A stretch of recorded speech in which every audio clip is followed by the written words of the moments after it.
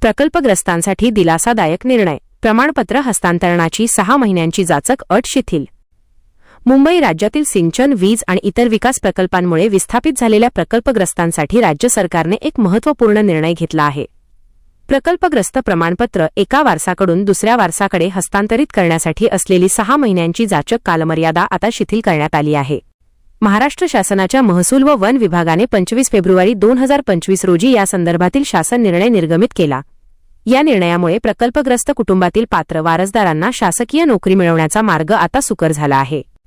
नेमका बदल काय? पूर्वीच्या नियमानुसार प्रकल्पग्रस्त प्रमाणपत्र मिळाल्यापासून केवळ 6 महिन्यांच्या आतच ते कुटुंबातील दुसऱ्या सदस्याच्या नावे हस्तांतरित करता येत होते. अनेकदा वारसदार लहान असणे किंवा त्यांचे शिक्षण पूर्ण नसणे यामुळे ही मुदत उलटून जायची आणि कुटुंबाला आरक्षणाचा लाभ मिळत नसे. आता नवीन निर्णयानुसार मूळ प्रकल्पग्रस्ताकडून पहिल्या पात्र वारसाला प्रमाणपत्र हस्तांतरित करण्यासाठी कोणतीही कालमर्यादा राहणार नाही.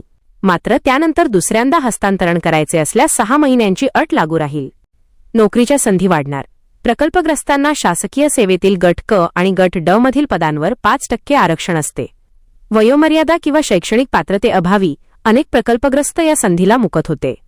आता हस्तांतरणाची अट शिथिल झाल्याने कुटुंबातील योग्य आणि पात्र उमेदवाराला या आरक्षणाचा लाभ घेता येईल.